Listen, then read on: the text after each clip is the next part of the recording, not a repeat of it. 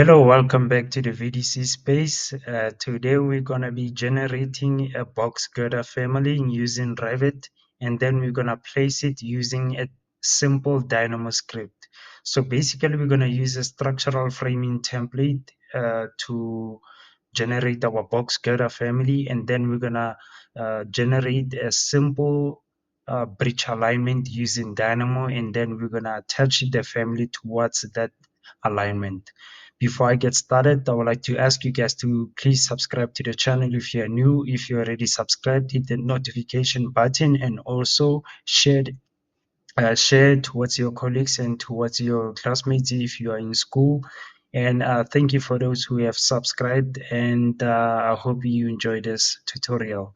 Now, without further ado, let's jump into our lesson. So I just opened up the construction template. So the first thing is I'm gonna go to file and say new and then family, and then I'm gonna scroll down and then I'm gonna go to metric structural framing beams and braces and say open. And as you can see, we have this extrusion that comes with the template. So we're just gonna remove it, and then this reference line, and then these reference planes. So we are only gonna be left with 3 reference planes. So I'm just gonna extend this, and let's just change this from 3000 to, let's say, maybe 20,000 millimeters. Press enter. That's perfect. Now I'm just going to extend this. So in order for us to generate our box girder, obviously we're going to go to the left elevation. So we're going to start from the left, and then for the left elevation, this is one of the most important parts as far as how your family is going to be placed when it comes to using a Dynamo script. So this intersection point or insertion point is important on the basis of it will be detected by Dynamo based on the type of nodes or the type of parameters you place in terms of your family. So we're going to use this basically as our insertion point, and the points that we use in order for us to place using Dynamo, they're going to be detected based on this insertion point. Now this will all make sense once we have established everything. So what we're going to do is I'm just going to extend this reference plane, this reference level. So I'm going to start from this insertion point and go to create and say extrusion, obviously. So I'm just going to set my reference plane to reference plane left and say OK. Now from this point, obviously we're going to have a crossfall in terms of our box girder. So I'm just going to draw a random diagonal line that's going down like this at the length of, let's make it, so it's going to be 3,500 plus 2,500. In total is going to be 6,000. So obviously the crossfall, we're going to have to adjust it. So I'm going to go to our dimensions and say angle, and then I'm going to place my angle between these two, this line and also this reference level. So I'm going to select my model line, and then I'm going to change this to from 3 degrees to 2 degrees. Now that's perfect. And now from that point, I'm gonna continue with my box girder. So I'm gonna take it further diagonally by 1,500 per center. And then from that point, I'm gonna take it down by 200 millimeters per center. And then you're gonna take it down diagonally by, let's say, 3,300. And then press enter. So obviously I'm just gonna draw a temporary model line that's horizontal like this, and then I'm just gonna place my angle between these two lines so that I can adjust this angle. So actually I'm not gonna use an angle, I'm just gonna say, let me just remove this line. So from this point where these intersect, so I'm gonna select this line and then copy it down by 550. Let's make it 550 millimeters.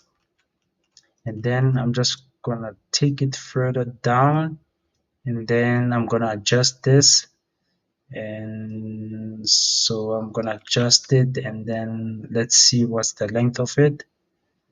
So I think the length is gonna be, we can make the length 3000. I think it's fine. Let's just remove these lines. So this is basically what we have. So I'm gonna select my model line again, and then from this point I'm gonna take it further down diagonally and make it perhaps, let's go with 4500 millimeters, and then I'm going to take it to the left, and this is what we have. Perfect. Now I'm going to say pick lines and then set my offset to, let's make it 500, and then I'm going to select these lines and also these ones, and also this one, and also obviously from this point I'm going to say trim and extend, and then from this point I'm going to draw a horizontal line towards the left at 2000 millimeters, and then I'm gonna press escape, and then I'm gonna attach these two lines like this. Perfect. Now I'm gonna say tab and then select all these lines, tab, select all these lines and say mirror pick axis, and then I'm gonna pick this mirror reference plane, and then I'm just gonna remove this so that I can join this as a single line. And also let's remove this one so that I can join this as a single line. Perfect. Now this is basically our box girder. Now I'm not going to add parameters towards this just to make this tutorial short. So I think what we have is sufficient. So the next thing is, obviously I'm going to apply the material to this. So I'm just going to make it concrete cast in place and say OK. And then I'm going to say finish edit mode, go to the reference level, and obviously I'm going to drag my extrusion towards this reference plane and then lock it, and then drag it towards this reference plane and then lock it in order for me to control its length when it's in our project. So if I open up the 3D view, this is basically how it looks. If I change this to realistic, so this is basically our box girder. Those look at the cross fall, and this is the void inside our box girder. So I think it looks perfect. So I think the one thing is that if you go back to the left elevation and then press select our extrusion and say edit extrusion, I think we can extend this offset and make it, let's make it 800 instead of 500. And from this point I think we can draw a random diagonal line just to place it like this, sort of like a chamfer, and then I'm going to select it, the mirror pick axis, mirror it towards the other side, and say trim and extend, trim and extend, trim and extend, trim and extend. So I'm going to say finish edit mode, go to the 3D view, and this is basically how it looks. Now there's enough space, there's enough space for pre-stressing cables. So we're basically done when it comes to generating our family. So I'm gonna say load into project and close. I'm not gonna save this, so I'm gonna say, so I'm just gonna say no. So if I draw this, if I select start and radius, so I'm just gonna place it like this and then place it like that, open up the 3D view. Let's open up the 3D view. So if I open up the 3D view, this is basically how it looks. So let's just change this to realistic. So this is basically what we have. Now the next thing is, let me just remove this.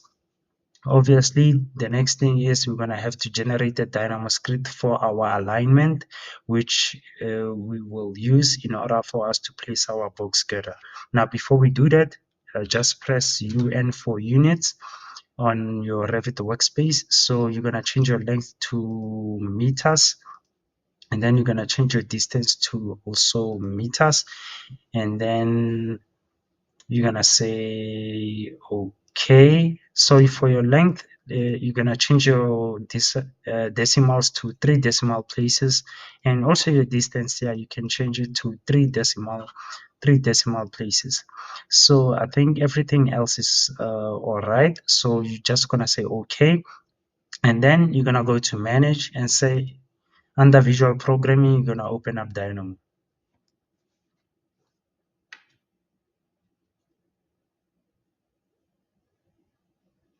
So I know I promised you guys a full beam project, which is based on warehouse modeling.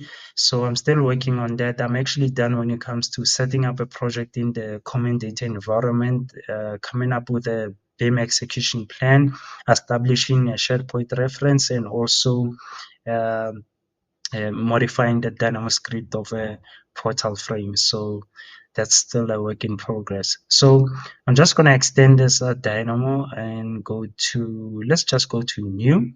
So in order for us to generate our alignment, what we have basically is we have our design levels and also we have our spans. So we're just going to use number nodes and also points by coordinates and also lines in order for us to generate a simple line or simple alignment or a string, if you can call it that. So I'm just gonna right click and then type in number. So I'm just gonna press number and then place it like that. So in order for you to copy this, you're gonna have to select this, press Control on your keyboard, and then you're gonna select this and then drag it towards the bottom, and then it's gonna be copied like this. So basically, let's start with our points. So our points are based on our design levels. So we're gonna have 1, 2, 3, 4, 5, 6, 7. So we're gonna have 7 of these. So I'm just gonna copy these like that. So it's gonna be 4.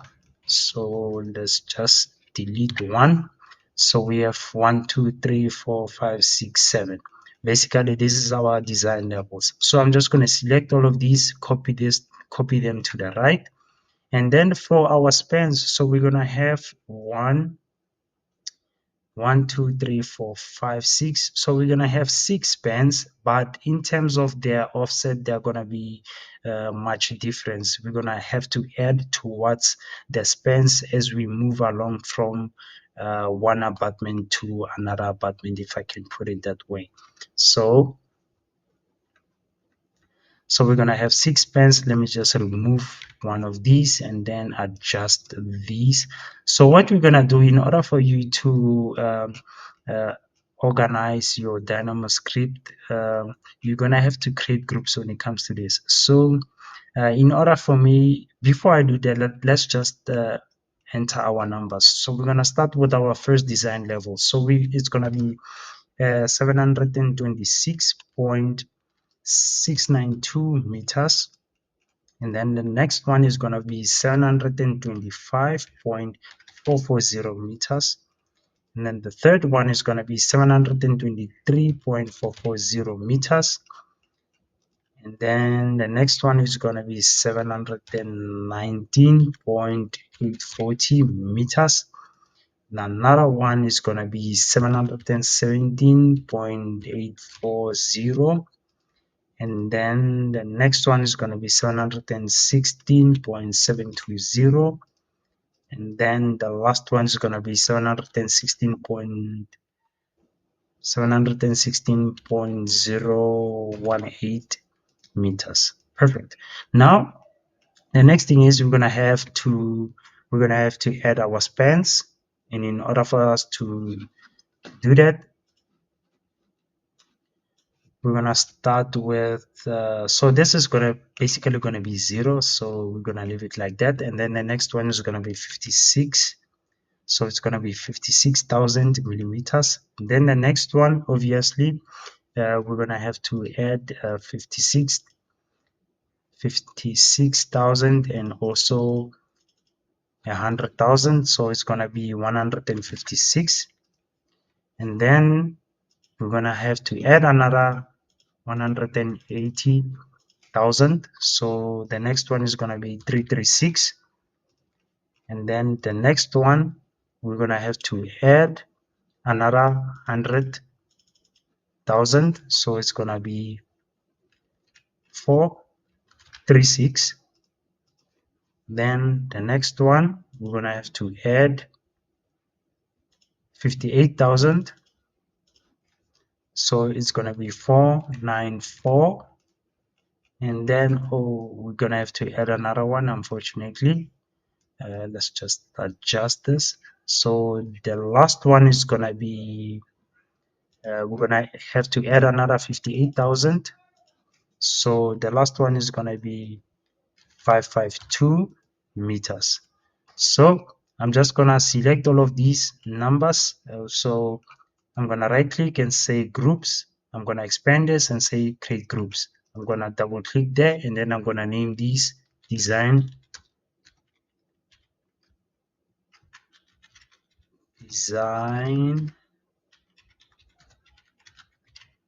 levels. And then I'm going to select all of these ones, right click and say groups, create groups, double click there, and then I'm going to name these spans. This is what we have. So let's just say color. I'm just going to change the color of spans. So I'm just going to make this a little bit of orange. So yeah, this is what we have. Now the next thing is, obviously we're going to have to create our points. So in order for us to do that, I'm going to right click and then type in points. So we're just going to choose uh, points by coordinates X, Y, and Z, and then we're just going to place it like that, and then it's going to place it right on the Cartesian plane like this. Now we have you have your X, Y, and also your Z, and its position is based on how you connect your other nodes towards your point by coordinates. So for our design level, we're going to use the Z axis. So I'm going to attach it towards my Z, and then I'm going to attach my X axis towards my span towards, actually, I'm just going to leave it like that. I'm going to select my points by coordinate and then copy it downwards. Let's just remove this and then attach the second design level to this one, and then so on and so forth. So the next design level, I'm going to attach it towards this one. The next design level, I'm going to attach it towards this one.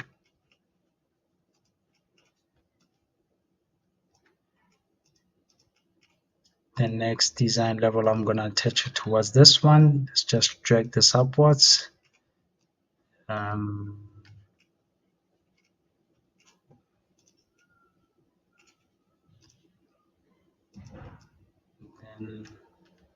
let's just say undo, select only one, copy it downwards.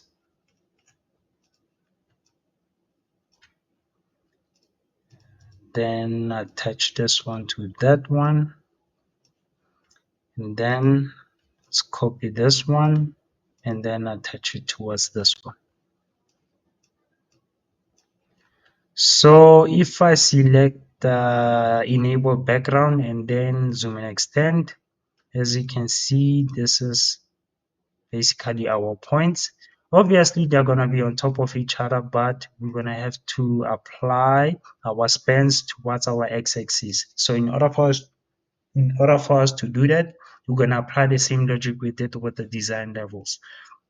So let's start with the first point. So I'm going to attach 0 to x, and then 56 to x, and then this one to that one, this one to that one, this one to that one, this one to that one, this one to that one. Zoom, enable background, zoom and extend, and this is basically how it looks. So these are your points. So the next thing is, now that we establish our points, we're going to have to connect lines in order for us to place our alignment. So I'm going to right click and then type in line, and then we have line by start point and point. So we're going to use that one. So we're going to place it like that. So I'm just going to copy it down. Remember, you press escape, you press control on your keyboard, and then you just drag it down, and then it's going to be copied. It's going to be duplicated like this.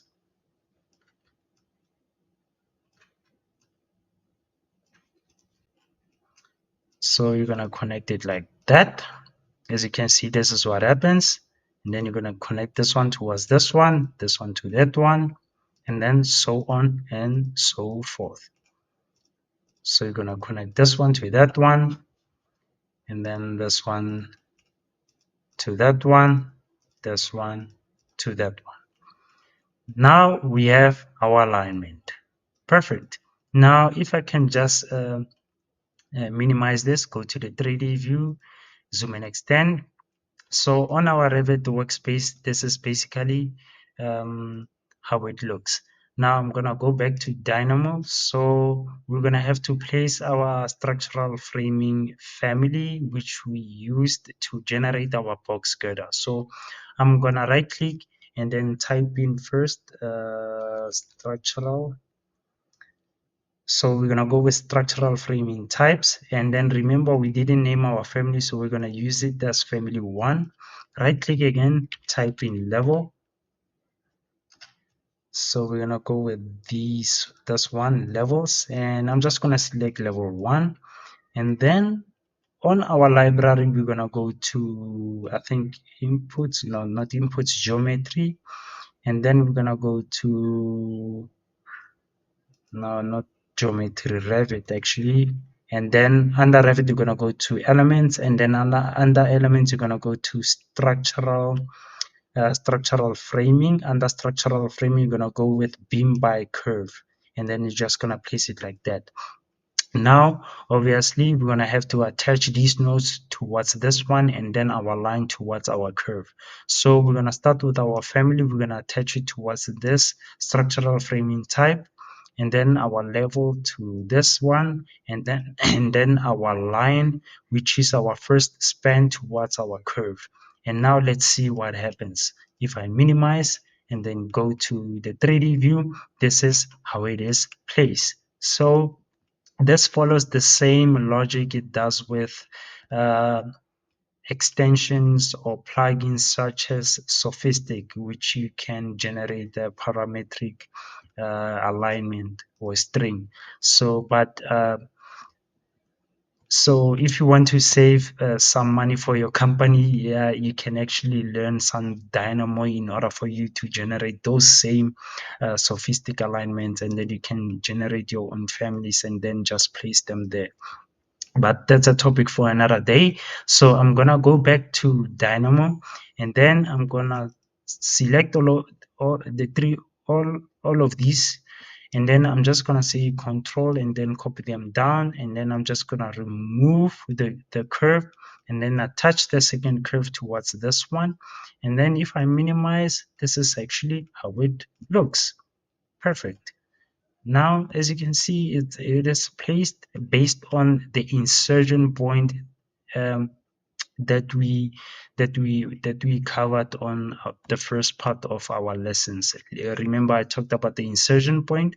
So, for instance, if we had used the edge of our box girder as our insertion point, this box girder would have been placed on this dynamo alignment based on the edge of our box girder, i.e., our insertion point. So I'm gonna go back to Dynamo. So just to complete this, so let's just select the three of these, control, and then copy, move this curve, attach this one to that one, and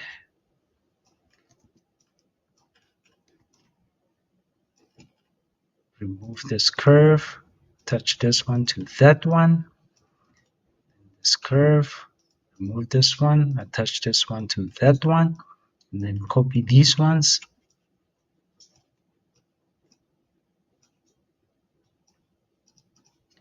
And then attach this one to that one. And this is what we have. So remember, when it comes to our groups, let's just go with, so I'm just going to select all of these lines by start point, end point, right click and say create groups. So I'm going to double click and say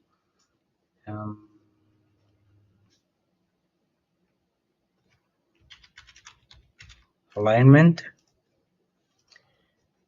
And then I'm gonna minimize, and then this is how it looks on our Revit workspace. So there you go, guys. Our box girder generated from a structural framing template is placed based on our alignment produced using Dynamo. So that is it. Today we've covered a lot. It was a short video, I hope, but we covered a lot. We learned how to use a structural framing template, which is used to generate beams. We used it to generate bridge superstructure elements such as the box girder. And then when it comes to Dynamo, we've learned how to generate a simple alignment using uh, points and lines, and then attaching families towards those certain nodes. So yeah, if you want this script and also that family, you can actually get it for free on my Patreon. So please subscribe to my Patreon.